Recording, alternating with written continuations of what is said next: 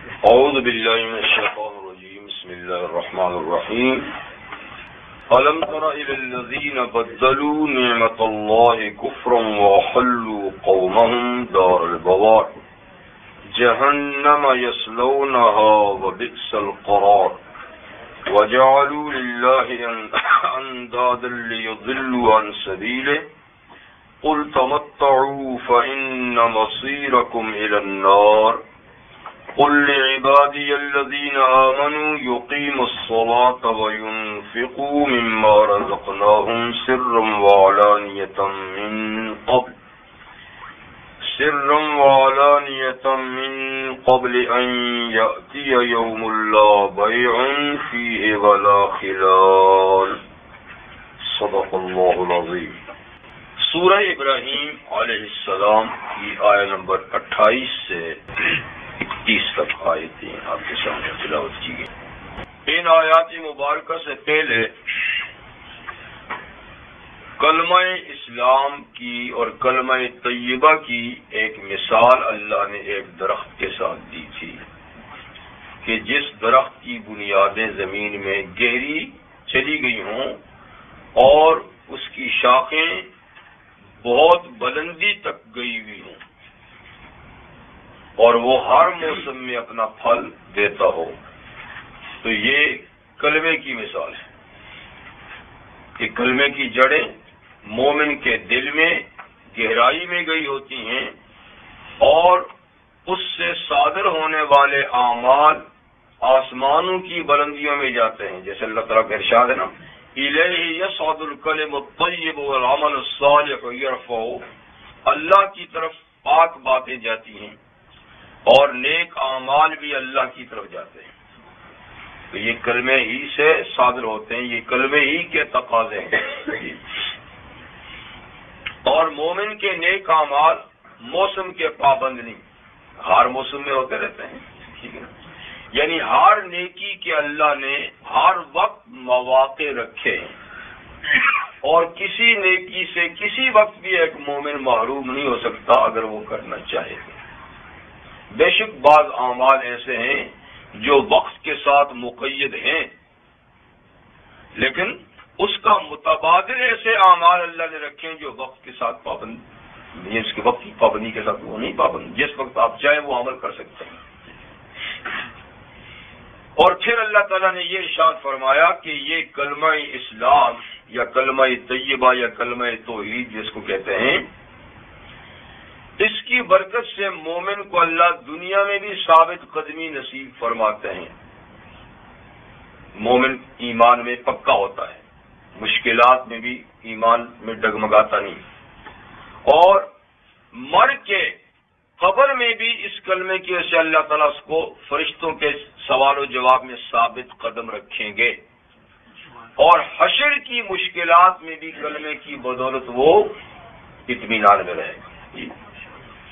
اور اس کے مقابلے میں پھر گندے کلمے یعنی کفر کے کلمے کی بھی ایک گندے درخت کے ساتھ دی کہ جس کی جڑیں زمین کے اوپر رہتی ہیں، پھل بے ذائقہ ہوتا ہے، ٹھیک ہے نا، تو گندے کلمے کی یہی مثال ہے۔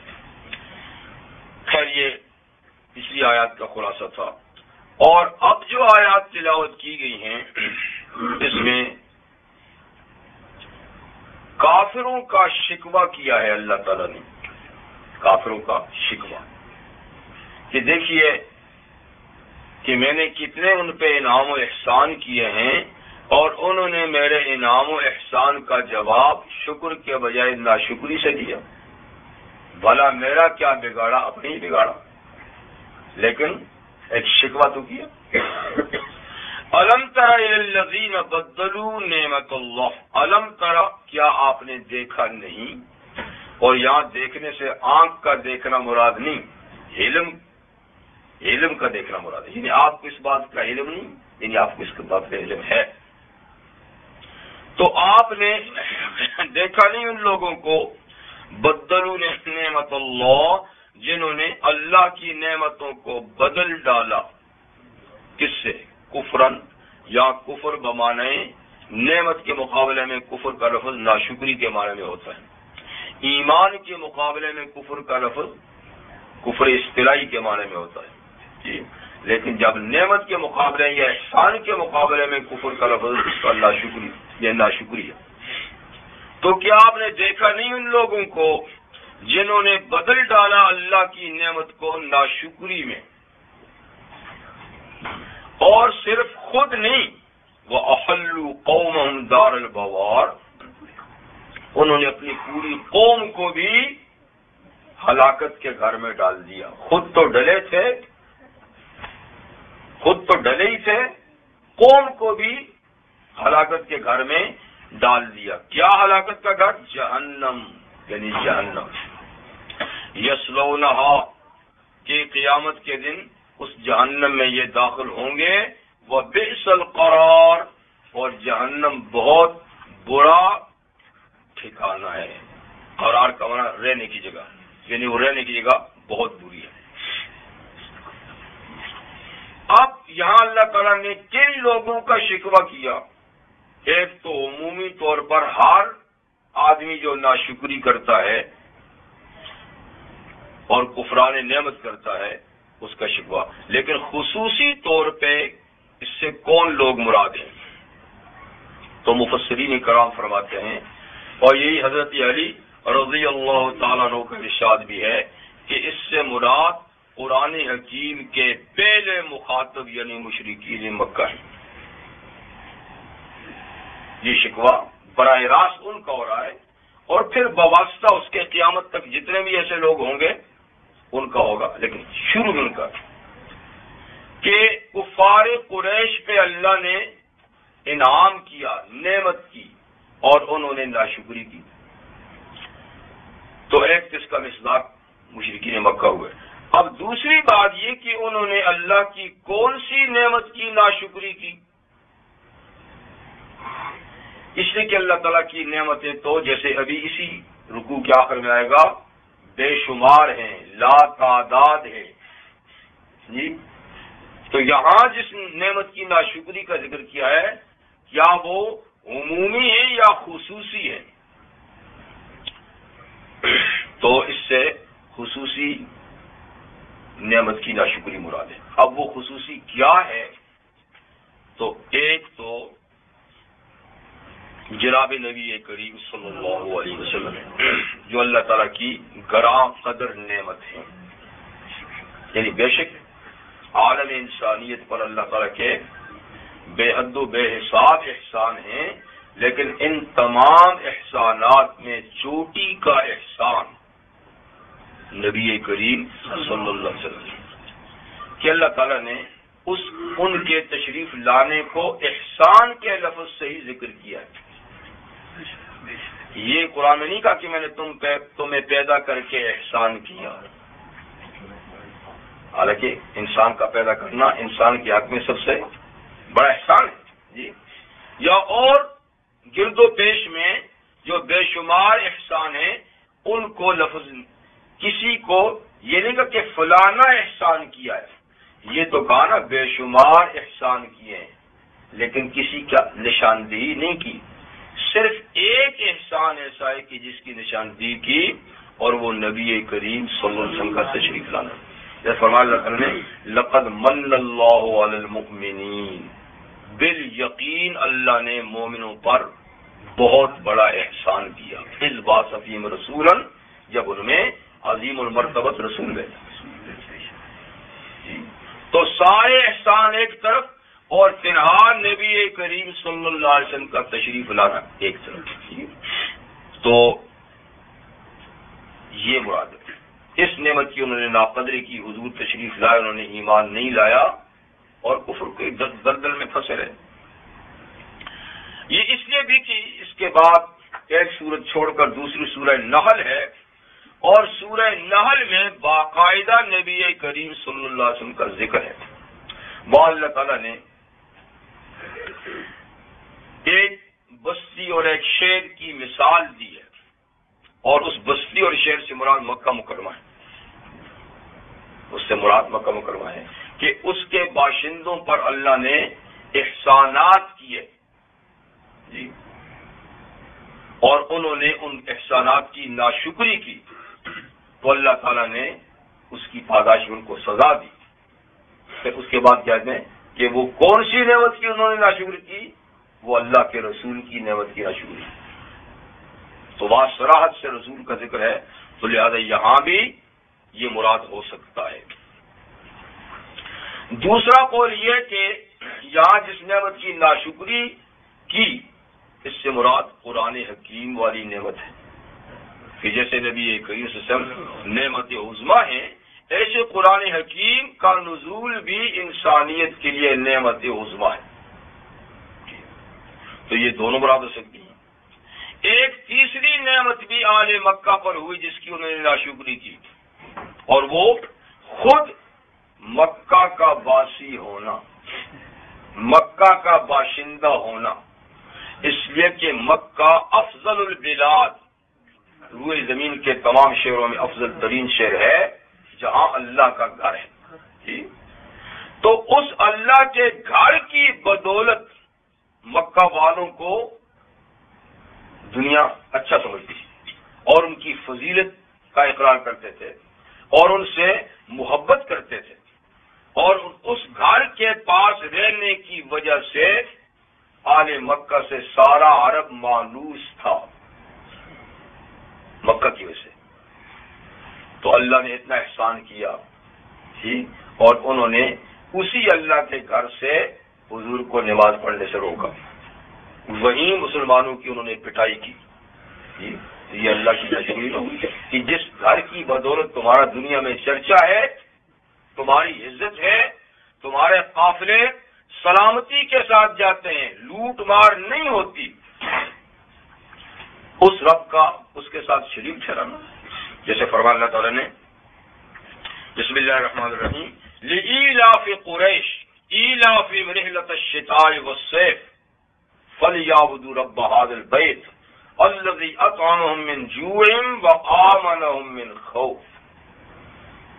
کہ قریش کو مانوس بنانے کی خاطر ان کے گرمی سردی کے سفر شام اور یمن کی طرف محفوظ بنانے کی خاطر ان کو اس گھر کے رب کی عبادت کرنی چاہیے کہ جس کے گھر کی بدولت ان کے قافلے سلامت رہتے ہیں اور ان کا 12 مہینے سفر اور ان کی تجارت جاری رہتی ہے. یہ اللہ کا احسان ہے. تو اللہ کے گھر کا پڑوسی ہونا یہ بھی بڑا احسان ہے. تو انہوں نے ناشکری کی، ایک پیغمبر کریم صلی اللہ علیہ وسلم پر ایمان نہ لا کر، دوسرا قرآن حکیم کا انکار کر کے، تیسرا حرم محترم سے مسلمانوں کو نکلنے پہ اور حضور کو نکلنے پہ مجبور کرنے کی وجہ سے ناشکری کی. حضرت علی رضی اللہ عنہ فرماتے ہیں کہ اس نعمت سے مراد عقیدہ توحید بھی ہو سکتا ہے کہ آل مکہ اللہ تعالیٰ کو مانتے تو ضرور تھے، لیکن اس کے بعد اللہ تعالیٰ کے ساتھ انہوں نے سینکڑوں شریک بنا رکھے تھے. تو اللہ کی توحید کے ساتھ یہ ناانصافی بھی بہت بڑی ناشکری کی بات ہے. ایک اس نعمت سے مراد بعض حضرات لیتے ہیں کہ اس سے فطرتی انسانی اور صلاحیت ایمانی بھی مراد ہو سکتی ہے، جو اللہ تعالیٰ نے ہر انسان کے دل میں ایک صلاحیت اور قابلیت رکھی ہے. اگر انسان اس صلاحیت اور قابلیت کو برباد نہ کرے تو تھوڑی سی توجہ سے وہ اللہ تعالیٰ کے ساتھ اس کا تعلق جڑ سکتا ہے. یعنی اللہ تعالیٰ نے ہر انسان کے دل میں ایمان کا بیج ڈالا ہوا ہے، ازل سے ڈالا ہے. الستو بربکم قالوا بلا. اب بیج اللہ نے ڈالا ہوا ہے، اب اس کی حفاظت جو کرتے ہیں وہ ایمان کی دولت سے مالا مال ہوتے ہیں، اور جو اس بیج کو ضائع کرتے ہیں، اس صلاحیت کو ضائع کرتے ہیں، تو یہ گویا اللہ تعالیٰ کی بڑی ناشکری ہے کہ اس نے ایک صلاحیت رکھی ہے اور یہ اس صلاحیت سے کام نہیں لے رہے. جیسے فرمایا فطرت اللہ التی فطر الناس علیہا اللہ کی وہ تخلیق جس پہ انسانوں کی تخلیق کی ہے.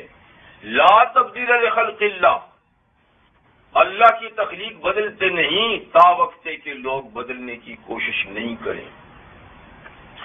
اسی کو نبی کریم صلی اللہ علیہ وسلم نے یوں بیان فرمایا کہ کل مولود یولد علی الفطرہ فابواہ یحودانہ او ینصرانہ او یمجسانہ، کہ ہر پیدا ہونے والا بچہ فطرت سلیمہ فطرت اسلام پر پیدا ہوتا ہے، ہر پیدا ہونے والا بچہ مسلمان پیدا ہوتا ہے.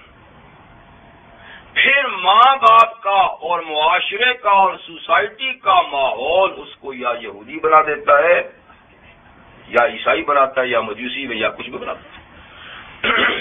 تو یہ فطرت اللہ تعالی کی بڑی نعمت ہے. تو انہوں نے اس کو بھی ناکارہ بنا دیا. تو یہ ساری چیزیں بھی ہو سکتی ہیں، رسول اللہ کا انکار، قرآن کا انکار، یہ بیت اللہ کی بے حرمتی، توحید کے ساتھ شرک کا التباس اور فطرت انسانی کا بگاڑ، یہ سبھی باتیں ہو سکتی ہیں.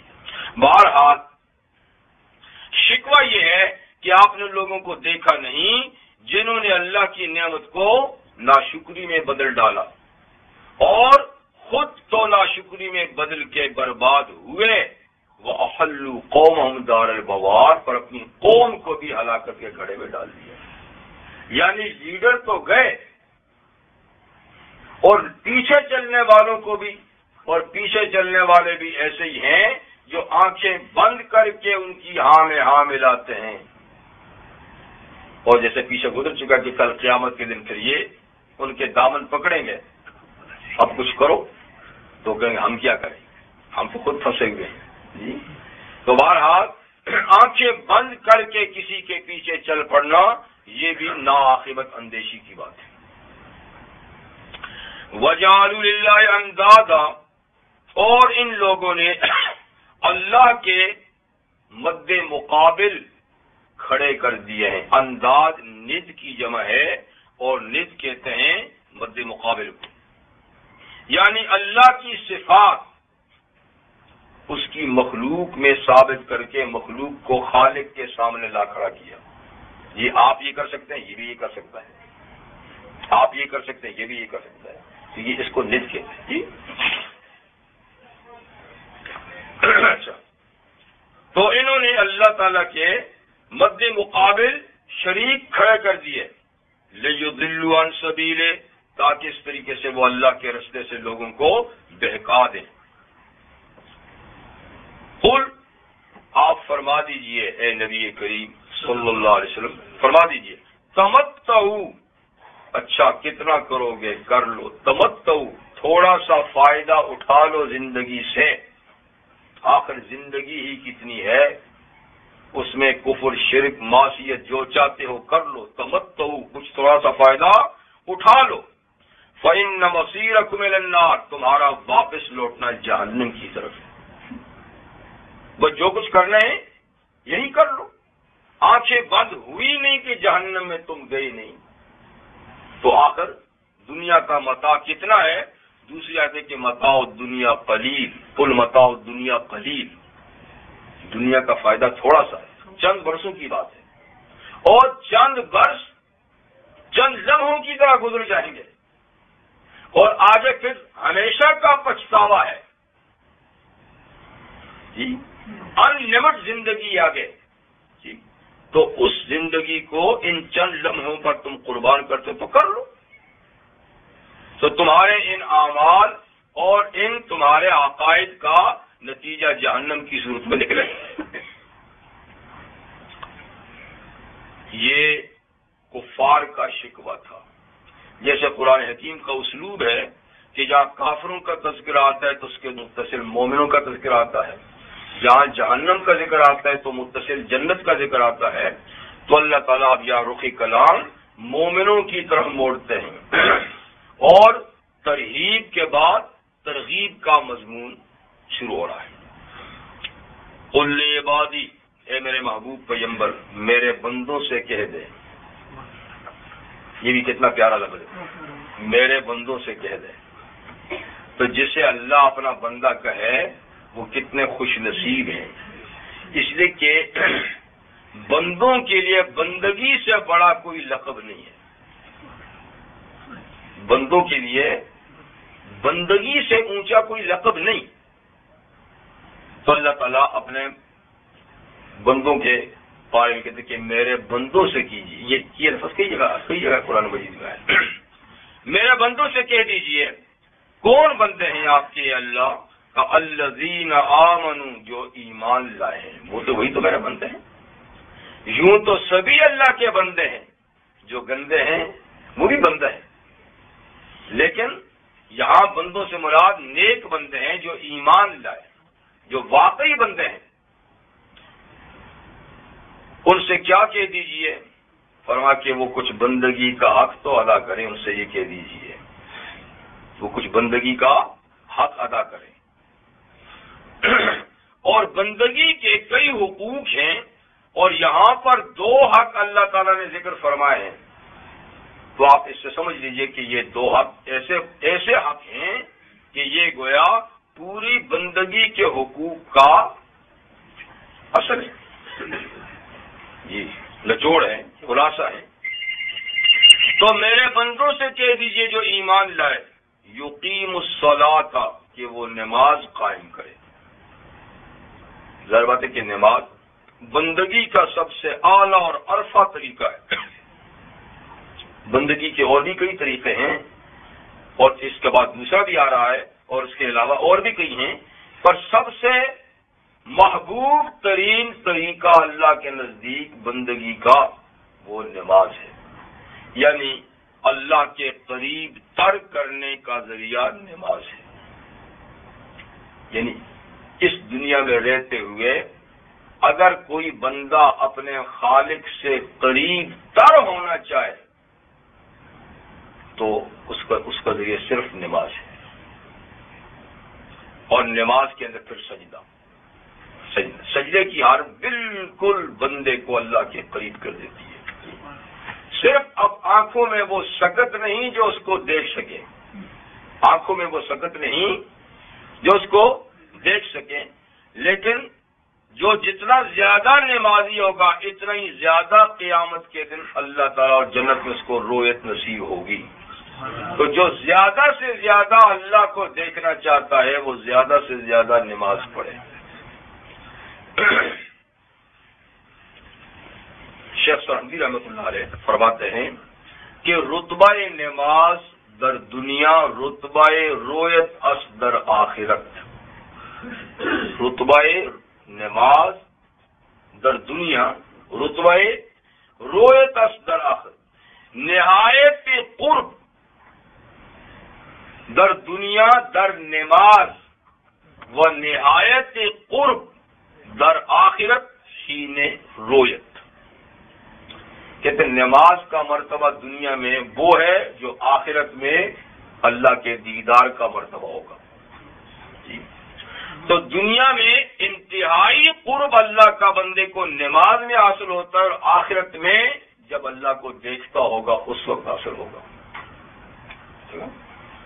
اس لیے نماز سب سے زیادہ قریب کرنے کا، بالخصوص سجدہ قریب کرنے کا ذریعہ ہے. اس سے فرمایا کہ نماز، اور پھر نماز جامع العبادات ہے. اس میں باقی ساری عبادتیں بھی شریک ہیں. جب قبلے کی طرف منہ کرتے ہیں تو جیسے حج، جب کپڑے پہنتے ہیں پیسہ خرچ کرتے ہیں جیسے زکوٰۃ، جی اور نماز کے دوران کھانا پینا بند ہوتا ہے تو روزہ. تو روزہ بھی ہے، زکوٰۃ بھی ہے، حج بھی ہے، خود نماز بھی ہے. اس کے علاوہ کھڑے ہوتے ہیں تو اس مخلوق کی عبادت نہ دو جس کی عبادت قیام ہے. جھکتے ہیں تو اس مخلوق کی عبادت ادا ہوتی ہے جو ہمیشہ جھکی ہی رہتی ہے. ٹھیک ہے نا؟ چوپائے 4 پاؤں والے جانور ہمیشہ رکوع میں ہوتے ہیں، درخت ہمیشہ قیام میں ہوتے ہیں. جی سانپ، بچھو، کیڑے مکوڑے ہمیشہ سجدے میں ہوتے ہیں، سر رگڑتے جاتے زمین پر. اور پہاڑ اور پتھر، مٹی قعود میں ہمیشہ بیٹھے ہوئے ہیں. تو اللہ کی مخلوق کی نمازیں متعدد ہے، کسی کا قیام ہے، کسی کا رکوع ہے، کسی کا، اور فرشتوں کی اور چرندوں پرندوں کی تسبیحات، وہ جب بولتے ہیں تو تسبیح ہوتے ہیں نماز میں، تسبیحات سبحان ربی الاعلیٰ سبحان ربی العظیم۔ اسی طرح ملائکۃ اللہ کچھ قیام میں، کچھ رکوع میں، کچھ سجود میں، کچھ تسبیحات پڑھتے ہیں۔ تو نماز پوری مخلوق کی عبادت ہے، پوری مخلوق کی عبادت ہے، لیکن اس میں ایک ایک رکن ادا کرتے ہیں، مسلمان سارے ارکان ادا کرتا ہے۔ اسی لیے پیغمبر کریم صلی اللہ علیہ وسلم نے فرمایا قرۃ عینی فی الصلاۃ، میری آنکھ کی ٹھنڈک نماز ہے، آنکھ کی ٹھنڈک، اس لیے کہ وہاں کچھ آنکھ دیکھتی ہوگی نا، جنت میں انشاءاللہ ہماری آنکھیں بھی ٹھنڈی ہو جائیں گی جب دیکھیں گے، جی ہاں، جن کے لیے سجدے کرتے ہیں جب وہ سامنے ہوں گے تو آنکھ ٹھنڈی ہو جائے گی، ابھی ہماری آنکھیں تو چونکہ بند ہیں۔ کبھی ہے حقیقت منتظر، نظر آ لباس مجاز میں، ہزاروں سجدے تڑپ رہے ہیں میری جبین نیاز میں، اللہ میں اقبال فرماتے ہیں۔ تو ابھی جو سجدے تڑپ رہے ہیں، کبھی ان کی تڑپ بھی پوری ہو جائے گی اور کبھی وہ مقصود حقیقی سامنے جلوہ گر ہو جائیں گے، ٹھیک ہے۔ تو بہرحال حضور نے فرمایا کہ میری آنکھوں کی ٹھنڈک نماز میں ہے۔ اور پیغمبر کریم صلی اللہ علیہ وسلم حضرت بلال سے کہا کرتے تھے ارشنی یا بلال، ارشنی یا بلال، بلال نماز کا انتظام کر کے ہمیں راحت پہنچاؤ۔ اب ہمیں تو نماز سے تکلیف ہوتی ہے، لیکن حضور فرماتے تھے مجھے راحت پہنچاؤ، میں تکلیف میں جب نماز نہیں ہوتی تو مجھے تکلیف بے چینی ہوتی ہے، ذرا نماز کا انتظام کر کے مجھے راحت پہنچاؤ۔ تو یہ راحت کا، ہاں، اور یہ آنکھوں کی ٹھنڈک ہے اگر آنکھوں میں کچھ بصیرت ہو تو۔ بہرحال نماز کی چھٹی بھی نہیں ہے، نماز کی کہیں چھٹی نہیں ہے، ٹھیک ہے۔ بیمار ہیں تو نماز لاگو، صحت مند ہے تو، سفر میں ہے تو، حضر میں ہے تو، ٹھیک ہے نا، بیٹھ نہیں سکتے تو لیٹ کے پڑھیں، جی رکوع سجدہ نہیں کر سکتے تو اشارے سے پڑھیں، سفر میں ہے تو دو پڑھیں، پر پڑھنی ہے، چھٹی نہیں۔ دیکھو روزے کی چھٹی ہے، سفر میں جائیں نہیں رکھ سکتے تو نہ رکھیں، بعد میں رکھ لیں، بیمار ہے نہیں رکھ سکتے تو نہ رکھیں، بعد میں رکھ لینا، لیکن نماز کی بیمار کو بھی چھٹی نہیں، مسافر کو بھی نہیں۔ تو اس لیے کہ نماز نہیں تو اللہ سے تعلق ہی نہیں، اللہ سے تعلق بندے کے رہنے کے لیے نماز کا ہر وقت ہونا ضروری ہے، ضروری ہے۔ اسی لیے فاروق اعظم رضی اللہ عنہ جب خلافت کا بار اٹھایا تو آپ نے تمام سرکاری ملازمین کے نام ایک خط لکھا اور انہوں نے فرمایا ان اہم امورکم عندی الصلاۃ، دیکھو تمہارے کاموں میں سب سے ضروری کام میرے نزدیک نماز ہے، کہ جس نے نماز پابندی سے پڑھی وہ امین ہے، وہ دوسرے کاموں کی بھی حفاظت کرے گا۔ ومن ضیع فولغیر اضیع، اور جس نے نماز ضائع کر دی وہ دوسرے کاموں کو زیادہ برباد کرتا ہوگا، میرے نزدیک قابل اعتماد وہ نہیں ہے۔ تو ایک چیز نماز، دوسری وَيُنْفِقُ مِمَّا رَزَقْنَاهُمْ، میرے بندوں سے کہہ دیجئے کہ وہ اس مال میں سے خرچ کریں رزقناہم، جو ہم نے ان کو دیا۔ یہ ذرا مشکل کام ہے، نماز پڑھی جا سکتی ہے لیکن پیسہ دینا تکلیف کا باعث ہوتا ہے، جی۔ تو اللہ تعالیٰ نے پہلے یہ بات ختم کر دی، تمہارا ہے کہاں؟ ہم نے تو دیا ہے، ہم نے تو دیا ہے، ہم اپنے دیے ہوئے میں سے بالکل نہیں، مما کچھ، مما کا معنی کچھ، تو کچھ تھوڑا سا ہمارے دیے ہوئے میں سے خرچ بھی کرتے رہے، اس لیے کہ اس سے بخل نکل جائے گا، اس سے بخل، اور بخل جو ہے نا یہ بدترین خصلت ہے انسان میں۔ نبی کریم صلی اللہ علیہ وسلم کے سامنے ایک شاعر کی کسی نے تعریف کی کہ اس میں یہ بھی خوبی ہے، یہ بھی خوبی ہے، یہ بھی خوبی ہے، بس تھوڑا سا بخیل ہے، بس تھوڑا سا بخیل۔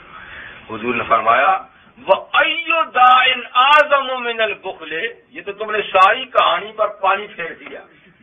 آپ نے فرمایا بخل سے بڑی بیماری کون سی ہے؟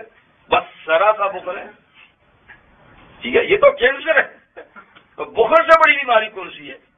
تو مطلب کہ بخل بہت برا رذیلہ ہے انسان میں، اس کو کاٹنے کے لیے اللہ تعالیٰ نے زکوٰۃ فرض کی، اس سے بخل کی بیماری جاتی ہے اور اصحاب حقوق کے حقوق ادا ہوتے ہیں۔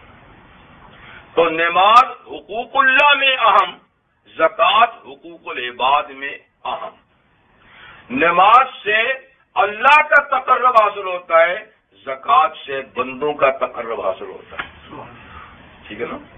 تو یوں اللہ اور بندوں کے حقوق کی ادائیگی میں یہ دو عبادتیں اپنی مثال آپ ہیں، اور ان دو عبادتوں کو سورہ توبہ میں اللہ تعالی نے ایمان کی نشانی بتایا ہے۔ دیکھیں ایمان تو دل کی بات ہے نا، کس کے دل میں ایمان ہے، تھوڑا ہے، زیادہ ہے، نہیں ہے، کیا ہے، کسی کو پتہ نہیں ہے۔ لیکن سورہ توبہ میں اللہ تعالیٰ نے ان دو عبادتوں کو، نماز اور زکوٰۃ کو، ایمان کی ظاہری نشانی بتایا ہے کہ یہ کام مومن کر سکتا ہے، بس کوئی کرتا ہے تو سمجھو کہ یہ مومن ہے۔ فرمایا وَإِنْ أَقَامُوا الصَّلَاةَ وَآتَوُا الزَّكَاةَ فَإِخْوَانُكُمْ فِي الدِّينِ، یعنی یہ کافر لوگ کلمہ پڑھنے کے بعد اگر نماز پڑھنے لگ جائیں، زکوٰۃ دینے لگ جائیں، تو بس یہ تمہارے دینی بھائی ہیں، تم ان پر اعتبار کرو اور ان کے ایمان کو سچا سمجھو۔ ایک آیت فرمایا اگر یہ نماز پڑھے اور یہ زکوٰۃ دیں فَخَلُّوا سَبِيلَهُمْ، ان کا رستہ آزاد کر دو، ان کی جان مال محفوظ ہوگی، اس لیے کہ یہ مومن ہے۔ تو کلمہ پڑھنے کے بعد نماز اور زکوٰۃ یہ ایمان کی صداقت کی نشانی اس کو قرار دیا گیا ہے، وہ ایمان کے ساتھ ان کا گہرا تعلق ہے جی۔ اور یہ تو آپ کو پتا ہے کہ سورہ بقرہ میں اللہ تعالی نے ایک آیہ کریمہ میں ایمان ہی نماز کا نام رکھا ہے، نماز کا بجائے صلاۃ کے ایمان، وہ تغییر قبلہ والی آیت کہ جب قبلہ بدلا تو مسلمانوں کو تشویش ہوئی ان لوگوں کے بارے میں جو قبلہ کی تحویل سے پہلے انتقال کر گئے تھے، بیت المقدس کر نمازیں پڑھتے پڑھتے انہیں تشویش ہوئی کہ ان کی نمازیں تو عذر ہوئی اور قبلہ تو بدل گیا، تو ختم کی نمازوں کا کیا بنا؟ تو اللہ تعالی نے فرمایا وَمَا كَانَ اللَّهُ لِيُضِيعَ إِيمَانَكُمْ، کہنا تھا صلاتکم، کہ اللہ تمہاری نمازوں کو ضائع کرنے والا نہیں، کیونکہ اس وقت جو ادھر نماز پڑھی تھی وہ بھی تو اللہ کے حکم سے پڑھی تھی، آپ ادھر پڑھتے تو اللہ کے حکم سے، تو وہ بھی اللہ کی حکم کی تعمیل کرتے کرتے گئے تم بھی، تو لہذا ان کی نمازوں کی فکر نہیں کرو، لیکن نمازوں کے ضائع ہونے کے بجائے ایمان کا اللہ نے ذکر کیا کہ اللہ ان کے ایمانوں کو ضائع نہیں کریں گے۔ تو معلوم کہ نماز کا ایمان سے بھی بڑا گہرا تعلق ہے، بڑا گہرا تعلق جی۔ تو بے نماز کا ایمان پھر میں کچھ نہیں کہتا، لیکن جو پکا نمازی ہوگا اس کا ایمان بھی پھر کیا ہے، ٹھوس ہوگا، مضبوط۔ تو میرے بندوں سے کہہ دیجئے جو ایمان لائے کہ وہ نماز قائم کرے، آداب کی رعایت رکھ کر نماز پڑھیں، وَيُنْفِقُوا مِمَّا رَزَقْنَاهُمْ، اور اس مال میں سے سارا نہیں جو ہم نے ان کو دیا خرچ کریں، ہم نے ان کو دیا خرچ کریں۔ کیسے کریں؟ سرًا وعلانیہ، چھپا کر بھی کریں، کھلے عام بھی کریں، یعنی حالات کے جیسے تقاضے ہیں، کبھی کھلے عام دینا مناسب ہوتا ہے تاکہ اوروں کو بھی ترغیب ہو، اور کبھی ریا سے بچنے، دکھاوے سے بچنے کے لیے چھپا کے دینا افضل ہوتا ہے جی۔ تمہارا حالات کے مطابق کھلے عام دیں، جیسے سورہ بقرہ میں ان تبدوا الصدقات فنعما ہی وان تخفوها وتؤتوا الفقراء فهو خير لكم، اب تم صدقات اگر ظاہر کر دو تو اچھی بات ہے، اور اگر تم چھپا کے فقراء دو تو یہ اور اچھی بات ہے۔ تو اہل علم کہتے ہیں کہ زکوٰۃ جو فرض ہے وہ تو کھلے عام دینی چاہیے تاکہ اور لوگوں کو بھی زکوٰۃ دینے کا خیال پیدا ہو، لیکن نفلی صدقات چھپا کے دینا بہتر ہے۔ پھر بھی بات وہی حالات کی ہے، کسی کو ریا کا خطرہ ہے تو زکوٰۃ بھی چھپا کے دے، اور کسی کو ریا کا خطرہ نہیں تو وہ صدقات بھی کھلے عام دے سکتے ہیں۔ تمہارا سر و علانیہ، اور یہ خرچ کر ڈالیں من قبل ان یاتی یوم، اس دن کے آنے سے پہلے، لا بیع فیہ ولا خلال، کہ نہ اس دن کوئی تجارت اور بزنس ہوگا اور نہ اس دن کوئی دوستی ہوگی۔ اس دن کے آنے سے پہلے پہلے آخرت کی بینک میں کچھ بھیج دیں، اس دن کا انتظار نہیں کریں، پھر کچھ نہیں ہوگا جی، کیونکہ قیامت کے دن کوئی خرید و فروخت نہیں ہوگی کہ آدمی کی سرمایہ کے بلبوتے پہ کسی سے نیکیاں لے لے اور وہ اللہ کے ہاں جمع کرا دے، یا اس دن اللہ تعالیٰ کو کچھ دے، کیونکہ اس دن تو وہ خالی ہاتھ ہوگا۔ خالی ہاتھ آیا تھا، خالی ہاتھ جائے گا، بے لباس آیا تھا جی، اور جاتے وقت بھی دوسروں کو رحم و کرم پہ کہ کوئی لباس پہنا دے تو ان کی مرضی ہے، نہیں تو ہاتھ خالی جی۔ تو جس کی حالت یہ ہے کہ خالی ہاتھ آیا تھا اور خالی ہاتھ جی جائے گا، تو اس کو چاہیے نا پھر آگے جانے کے لیے پہلے سے کچھ دے ڈالے نا، اس وقت تو ساتھ نہیں لے کر جا سکے گا جی۔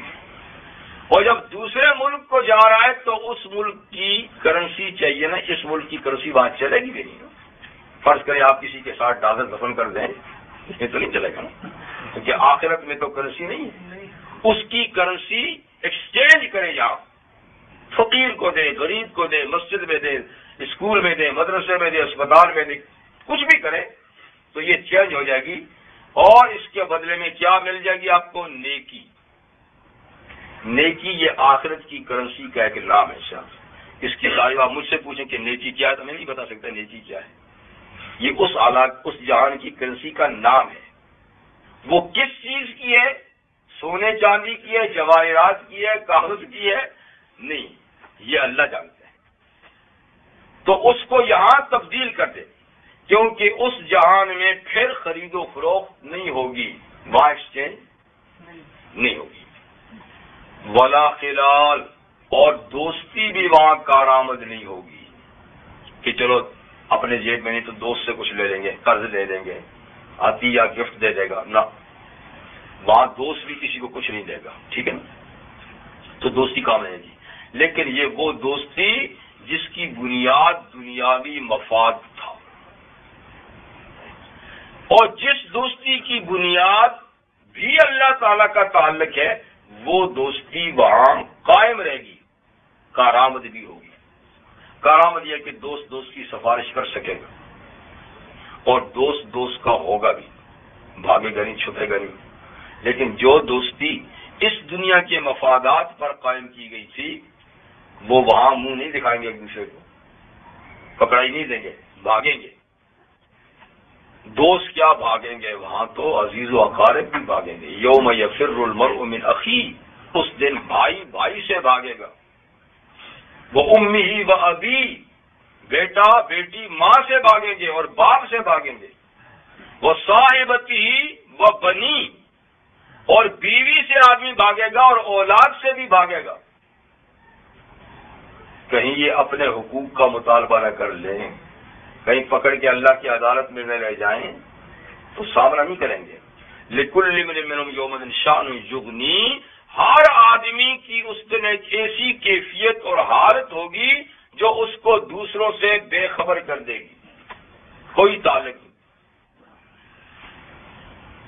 تو ایک آیت کریمہ میں اللہ تعالیٰ کہ سب دوستیاں دشمنی میں بدل جائیں گی، الا المتقین، سوائے جن کی دوستی تقوی کی بنیاد پر تھی، تو ان کی دوستی قائم بھی رہے گی، فائدہ بھی دے گی۔ تو یہاں ولا خلال کا مطلب یہ کہ وہ دنیاوی دوستیاں مقام نہیں رہیں گی۔ یہ اللہ تعالیٰ نے نبی کریم صلی اللہ علیہ وسلم کی وساطت سے اپنے بندوں کو پیغام دیا کہ وہ یہ دو کام جو مسلمانوں کی جماعت کی بنیاد ہے نماز اور زکوٰۃ، وہ اس کی پابندی کریں، اس کا خاص خیال رکھیں. اور اللہ تعالیٰ نے اس امت کے لیے اس میں بڑی نرمی رکھی ہے زکوٰۃ میں، جبکہ بنی اسرائیل کے لیے زکوٰۃ کے اماؤنٹ زیادہ تھے. جی 10% کہاں بھائی؟ جی 25% بھائی، 25% زکوٰۃ ہوتی تھی بنی اسرائیل کے لیے. اسی لیے تو وہ قارون بلبلا اٹھاتا نا اس سے جو زکوٰۃ کا مطالبہ وہ اتنی. ہاں جی یہ تو 25 چلی جائے گی تو 75 رہ جائے گی. یہ کیا؟ یہ تو موسیٰ دولت مند بننا چاہتا ہے، اللہ کو کیا ضرورت ہے فلاں فلاں فلاں. تو بہرحال وہاں ڈھیروں تھی اور یہاں تو 2.5% ہے بھائی. اللہ چاہے تو کہتا نا 97.5% دو اور 2.5 رکھو تو حق تھا. مال جو ان کا ہے دیا جو انہوں نے، لیکن پھر دیکھیے کتنی عنایت ہے، اور اس میں بھی بڑی تکلیف ہوتی ہے. اور پیداوار میں 10% عشر 10واں حصہ. اور اگر آپ محنت کرتے ہیں کھیتی باڑی میں، پانی آپ دیتے ہیں کنویں میں سے، تو پھر 20واں حصہ، پھر 20واں حصہ اور کم. تمہارا عشر میں 10واں یا 20واں. اور اگر اچانک ہی کوئی خزانہ مل جائے، آپ کو ہنڈیا مل جائے، مٹکا مل جائے، تو اس میں پھر جو ہے نا 5واں حصہ نکالنا پڑتا ہے. 5واں 4 آپ کے 5واں اس کو تو خمس. ٹھیک ہے. اسی طرح مال غنیمت اگر دشمن سے ملتا تو اس میں بھی خمس نکال کے 4 اخماس پھر مجاہدین میں تقسیم ہوتے ہیں. تو یہ اللہ الذی خلق السماوات والارض وانزل من السماء ماء فاخرج به من الثمرات رزقا لكم وسخر لكم الفلك لتجري في البحر بأمره وسخر لكم الانهار وسخر لكم الشمس والقمر دائبين وسخر لكم الليل والنهار. ان 2 آیتوں میں اللہ تعالیٰ اپنا تعارف کراتے ہیں، کیونکہ اس سورت کا مرکزی مضمون اللہ کی توحید بھی ہے نا، اس کا پیچھے ذکر ہو چکا ہے. رسالت کا بھی بڑی تفصیل سے ذکر ہوا، اور آخرت اور معاد کا بھی بڑی تفصیل سے ذکر ہوا. قرآن حکیم کی صداقت کا، اللہ کی توحید کا بھی ہوا، لیکن اب اس پہ کچھ دلائل دیے جا رہے ہیں، اس لیے کہ یہ بات ایسی ہے جو بار بار دہرائی جائے گی تو خیال جائے گا، ورنہ ہم تو بہت جلدی بھول جاتے ہیں. تو اللہ تعالیٰ بار بار یاد دلاتے ہیں کہ میں کون ہوں، میں کون ہوں، مجھے ذرا پہچانو. اگر مجھے پہچانو گے تو یہ ساری باتیں آسان ہو جائیں گی، اور میری پہچان نہ ہوگی تو یہ سارے کام مشکل ہو جائیں گے. ورنہ پہچان ہوگی تو نماز بھی آسان ہے. جیسے کہ سورہ بقرہ میں اللہ تعالیٰ نے فرمایا نا وَإِنَّهَا لَكَبِيرَةٌ إِلَّا عَلَى الْخَاشِعِينَ، کہ یہ نماز بہت بھاری کام ہے، بہت بھاری کام ہے، آسان نہیں. لگتے تو چند منٹ ہیں، پر یہ ہے بڑا بھاری کام. ذرا آزما کے دیکھیں، کسی کو نماز کا کہہ کے دیکھیں کتنے بہانے کر دے گا، اور اس کے مقابلے میں سخت وزنی کام کا کہنا تو وہ منٹوں میں کر دے گا. اچھا جی یہ تو میں بھی کرتا ہوں، یہ تو نہیں، نماز پڑھ لو، پھر آئیں بائیں شائیں. اس لیے کہ اللہ نے جب کہا کہ بھاری کام ہے تو واقعی بھاری کام ہے، مگر نہیں بھاری الا علی الخاشعین، جن کے دلوں میں خشوع ہے، اللہ کا خوف ہے، اللہ کی معرفت ہے، ان کے لیے مشکل نہیں. قرۃ عین، آنکھ ٹھنڈی ہوتی ہے جب نماز پڑھتے ہیں، سکون ملتا ہے، راحت ملتی ہے، چین ملتا ہے جب نماز پڑھتے ہیں. جن کو میں جو کھڑا ہوا نماز میں تو حرم سے آنے لگی صدا، تیرا دل ہے صنم آسنا، تجھے کیا ملے گا نماز میں. تو ہمارے دل صنم آشنا ہیں، تو پھر اس نماز میں تکلیف تو ہوتی ہے. جلدی جلدی سلام پھیرو تاکہ ادھر ادھر دیکھو، یہ پابندی کی بدل رہی ہے. اور جن کو نماز میں وہ نظر آتے ہوں تو ٹھیک. وہ جو کہانی آپ کو سنائی تھی، پتہ نہیں آپ کو یاد، آپ کہانی یاد ہی نہیں رکھتے. وہ ایک صاحب کی اور اس کے غلام کی، اس کے ملازم کی. تو ملازم نمازی تھا اور صاحب بے نماز تھے نا. تو ایک دن ان کو بازار لے کے کہ چلو سامان لائیں گے تو اس کی اٹھا کے لائے گا، کیونکہ صاحب کو شان کے خلاف ہے کہ وہ سامان اٹھائے گا تھیلا، یہ بھی صاحب کی شان کے خلاف ہے. لیکن صاحب جس نبی کی طرف نسبت کرتا ہے وہ تو دوسروں کا سامان بھی اٹھا کے لائے کرتے تھے. وہ دوسروں کو کا سامان لاتے تھے، یہ اپنا بھی نہیں اٹھا سکتا. تو لے گیا چلتے. رستے میں آذان ہو گئی، مسجد سے گزرے تو ملازم تو خدا شناس تھا. اس نے کہا جی آذان ہو گیا، بلا رہے ہیں. کون بلا رہے ہیں؟ تو دیکھیے آواز آ رہی ہے. پھر کیا مطلب ہے؟ کہ جی میں تو نماز پڑھوں گا، نماز کے بغیر نہیں جا سکتا. اس نے یار منشو منایا، لیکن اس نے کہا نہیں سوال ہی پیدا ہوتا، نوکری رہتی نہیں رہتی تو نماز کیوں نہیں جا سکتا. کہا پھر چل جلدی آ، یہ نہیں کہ میں بھی جاتا ہوں. وہ دروازے پہ بیٹھ گیا، وہ اندر چلا گیا، باجماعت نماز پڑھی. وہ خدا آشنا تھا، پھر نفل شروع کر دی. باقی نمازی نکلے تو کم ہوتے گئے تو پوچھا کتنے رہ گئے. آخر میں جی ایک آدمی رہ گیا، وہ چلا گیا. اب ظاہر بتا ایک وہی رہ گیا. کچھ تھوڑی دیر ٹھا تو اس نے آواز لگائی، بھائی جلدی آؤ نا، دیر ہوگی. سارے لوگ چلے گئے تو کیا کرتے؟ وہ سلام کرتا پھر نیند کر لیتا. آخر غصے میں کہ بھائی تجھے کس نے روکا ہے اندر؟ سب تو چلے گئے ہیں، تجھے کس نے روکا ہے اندر؟ اب وہ بھی جذبے میں آ گیا. اس نے کہا جس نے آپ کو باہر روکا ہے اس نے مجھے اندر روکا. جس نے تجھے اندر آنے کی اجازت نہیں دی وہ مجھے باہر نہیں آنے دیتا، میں کیا کروں؟ تو بات یہ ہے کہ جو خدا شناس ہوتے ہیں نا ان کو پھر نماز میں لذت آتی ہے. اور کیا کہا جا سکتا ہے جی. تو اس لیے اللہ تعالیٰ اپنی شناسائی قرآن میں بار بار کرتے کہ مجھے پہچان. نبی کریم صلی اللہ علیہ وسلم حضرت معاذ ابن جبل رضی اللہ عنہ کو جب یمن بھیجا گورنر بنا کر تو ان کو نصیحت کی کہ معاذ جب جاؤ تو وہاں پر اہل کتاب بھی ہیں، یہود و نصارہ بھی ہیں، جب ان کو دعوت دو تو سب سے پہلے توحید، یہ توحید رسالے کی دعوت سب سے پہلے ہوتی ہے، ایمان کی دعوت پہلے ہوتی ہے، پھر اعمال کی. تو ان کو توحید کی دعوت دینا، پھر رسالت کی. پھر فرمایا فَإِنْ عَرَفُوا اللَّهَ. ٹھیک ہے، یہود و نصارہ اللہ کو تو مانتے ہیں، حضور کہتے ہیں پھر بھی دعوت دو. اور فرمایا فَإِنْ عَرَفُوا اللَّهَ، اگر وہ اللہ کو پہچان گئے تو پھر اس کو نماز کر دینا. تو ایک تو نا رسمی ایمان کے باپ دادا مسلمان تھے، میں مسلمان ہوں جی. اور ایک ہے اصلی جو خود جان کر پہچان کر ایمان پیدا کرتا ہے وہ. تو اس لیے اللہ تعالیٰ کی جب تک معرفت نہ ہونا، پہچان نہ ہونا، اس وقت تک بات نہیں بنتی، رسمی کاموں سے نہیں بنتی. تو اللہ تعالیٰ اپنی پہچان کراتے ہیں. اللہ الذی، اللہ وہ ہے خلق السماوات والارض. اس لیے کہ اللہ تعالیٰ کو ذات سے نہیں پہچانا جا سکتا. ذات ان کی وراء الورا ہے. اے برطرز قیاس خیال و گمان وہم، اے اللہ جو آپ بہت بلند ہیں قیاس سے کہ ہم کسی چیز پر قیاس کریں ایسا ہوگا، وہم سے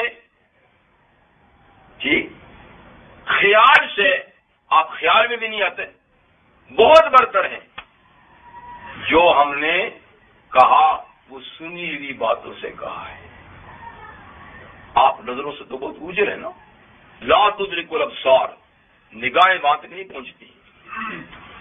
تو اللہ تعالیٰ کو میں نے کہا ذات سے نہیں پہچانا جا سکتا، صفات سے پہچانا جا سکتا ہے. اسے فرمایا کہ لا تفکروا فی ذاتی و تفکروا فی آلائی و صفاتی. اللہ کی نعمتوں اور اس کی صفات میں غور و فکر کرو، ذات میں نہیں کرو. وہ مانی ہوتی بات. تو اللہ اللہ وہ ہیں خلق السماوات والارض، جنہوں نے آسمانوں اور زمین کو پیدا کیا۔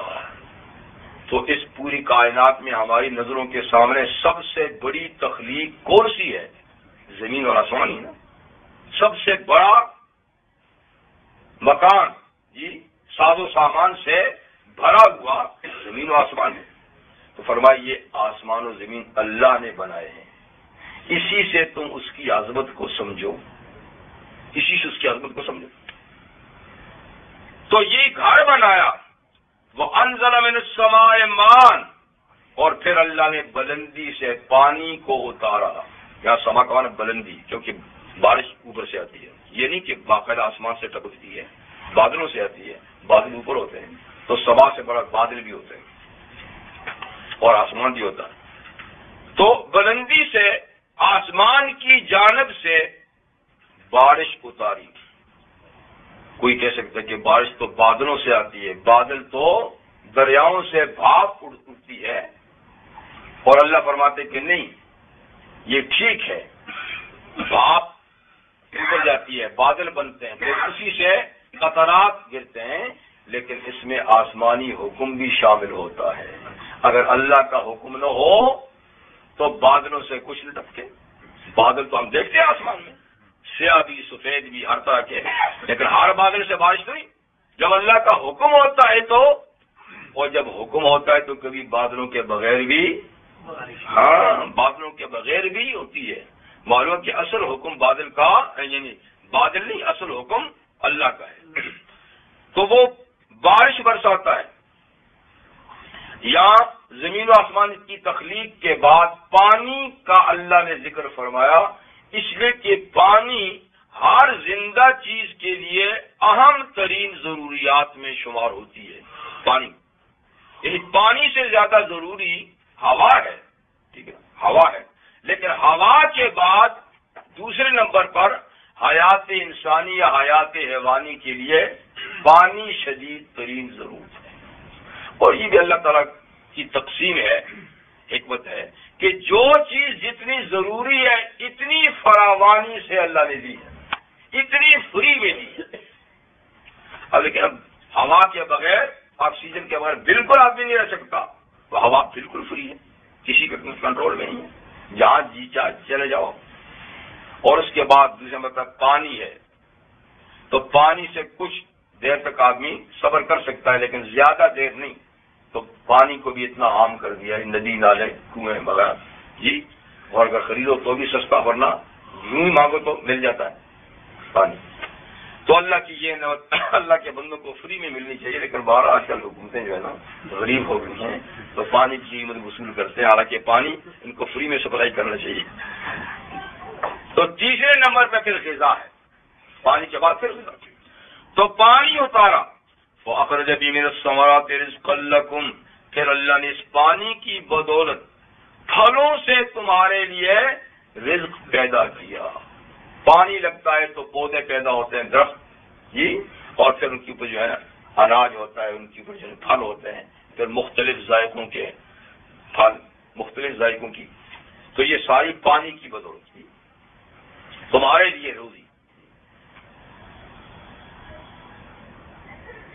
وَسَخَّرَ لَكُمُ الْفُلْكَ لِتَجْرِيَ، امام راضی رحمۃ اللہ علیہ کہتے ہیں کہ صرف جب ایک لقمہ اٹھاؤ نا تو اسی پہ تھوڑا سا غور کر لیا کرو، باقی تو تمہیں تو غور کرنے کا موقع کہاں ملتا ہے۔ تو جب روٹی کا لقمہ توڑو تو ذرا دیکھو کہ یہ لقمہ جو آپ تک پہنچا ہے اس میں کتنے ہاتھوں نے کام کیا، کتنی مشینری اس میں استعمال ہوئی۔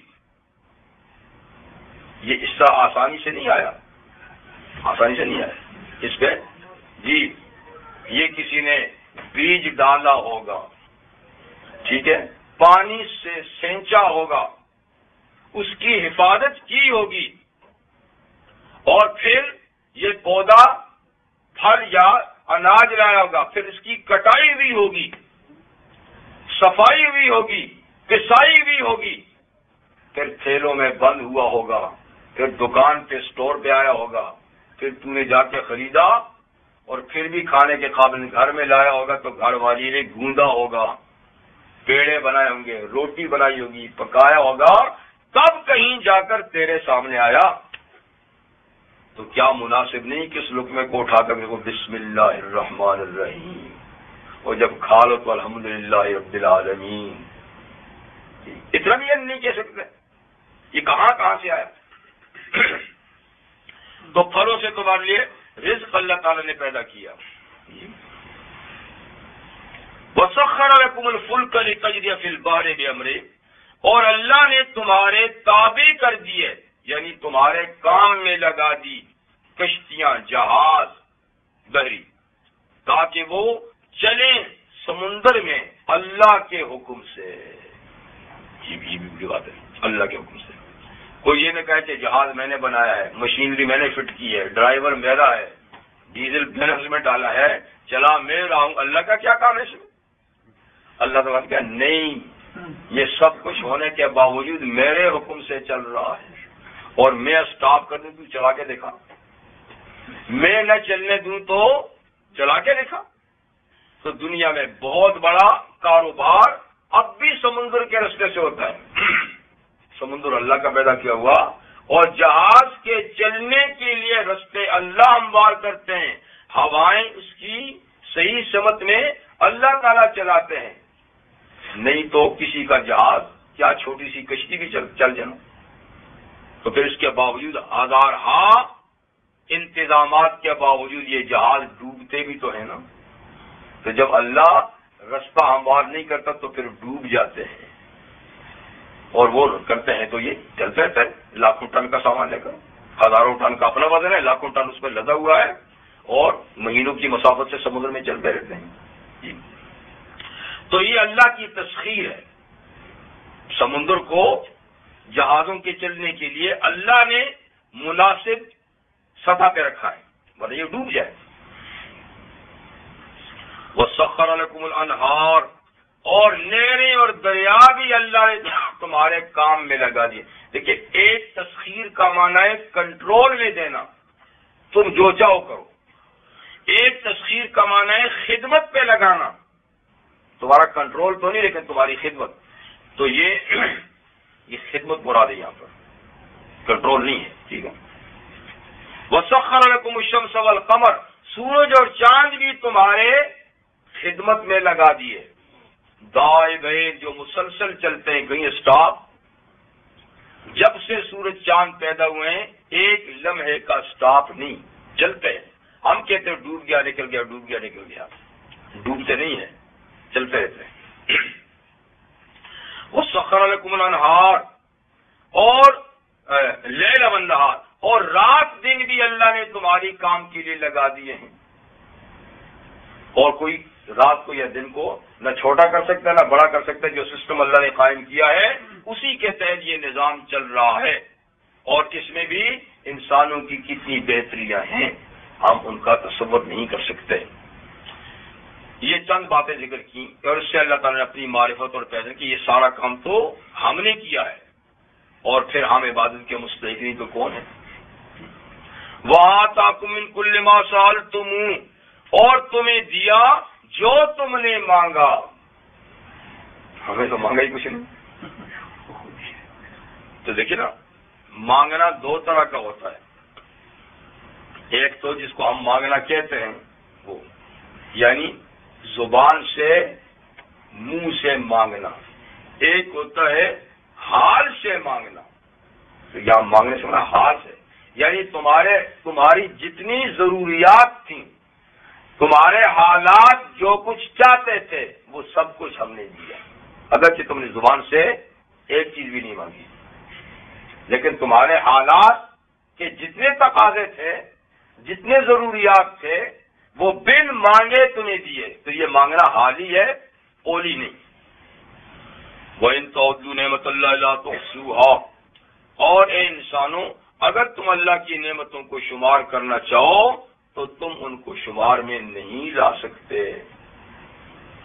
نہیں لا سکتے، تم نہیں لا سکتے. اللہ کے شمار میں تو ہے، تم نہیں لا سکتے. تمہارے پاس کوئی ایسا نظام نہیں. غالباً داؤد علیہ السلام نے اللہ تعالیٰ سے پوچھا کہ یا اللہ آپ کی کم سے کم نعمت کیا ہے؟ یوں تو ڈھیروں نعمتیں ہیں، کم فرمایا سانس، ایک سانس کم سے کم. اور ایک سانس جب آدمی لیتا ہے تو اس میں اللہ کی 2 نعمتیں پوشیدہ ہوتی ہیں. سانس نیچے جاتا ہے پھر نکلتا ہے، تازہ ہوا اندر جاتی ہے، اندر کی باسی ہوا باہر نکلتی ہے. تو شیخ سعدی فرماتے ہیں کہ ایک سانس میں 2 نعمتیں ہیں. اور دن رات میں آدمی نارمل طور پہ 24,000 سانس لیتا ہے. نارمل آدمی 24,000. تو یہ تو سانس ہی ہے، یہ سانس ہی ہے.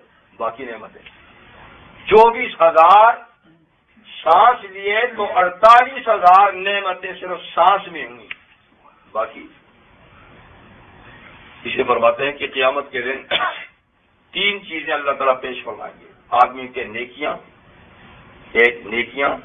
ایک اعمال، ایک انعامات. یعنی 3 بکیں آ جائیں گی، 3 رجسٹر آ جائیں گے. ایک نیکیوں کا، ایک گناہوں کا اور ایک احسانات کا. تو کہتے ہیں کہ احسانات کو اللہ تعالیٰ بولنے کی اجازت دیں گے. تو احسان اور انعام اللہ کا کہیں گے کہ یا اللہ میرا حق بندے سے دلائیے. ایک انعام، ایک احسان آئے گا کہ میرا حق اس سے دلائیے. اللہ تعالیٰ فرمائیں گے کہ اس کی نیکیوں سے لے. تو ایک احسان ساری نیکیوں کو لپیٹ لے گا، ساری نیکیاں ختم. تو کہے گا یا اللہ میں نے پورا حق ابھی نہیں لیا. ایک احسان کہے گا پورا حق تو نہیں لیا، تو کھاتے ختم ہو گئے. تو وہ بندہ پریشان ہو گیا، یار ایسے یہ کیا مسئلہ بن گیا؟ یہ ابھی ایک انعام اور وہ بھی سب لے گئے کہ ابھی وہ بھی پورا نہیں، تو باقیوں کا کیا بنے گا؟ کھاتے میں تو ہی کچھ نہیں. تو پھر اللہ اپنا فضل فرما دے گا اور اس کی نیکیوں کو کئی گنا بڑھا دے گا. نیکیاں بڑھانے تو اللہ تعالیٰ کے قبضے میں اتنی بڑھا دے گا کہ وہ احسان بھی لیتے جائیں گے، نیکیاں پھر بھی باقی پر جس پہ اللہ کا فضل ہوگا. اس لیے معاملہ فضل کے ساتھ ہی ہے، گنتی کے ساتھ نہیں ہے، پورا نہیں کر سکتا. جی اسی لیے نبی کے اسم فرمایا کہ کوئی شخص بھی اپنے عمل کے بلبوتے پہ جنت پہ نہیں جا سکتا مگر اللہ کے فضل سے ہی جنت میں جائے گا. لیکن یہ نیکیاں فضل کی نشانی ہے. یہ فضل کس پہ ہوگا؟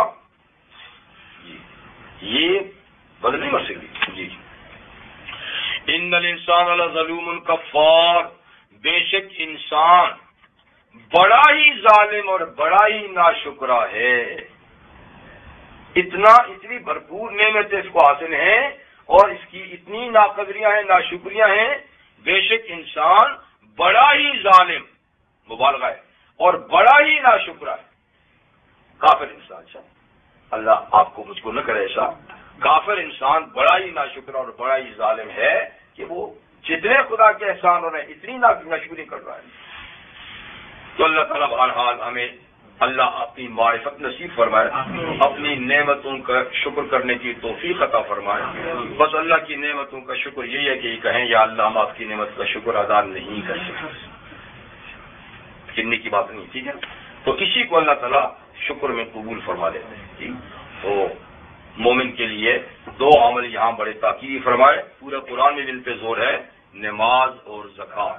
جی جس کی نمازوں کی پابندی کیجیے اور زکوٰۃ صدقات بھی دیجیے.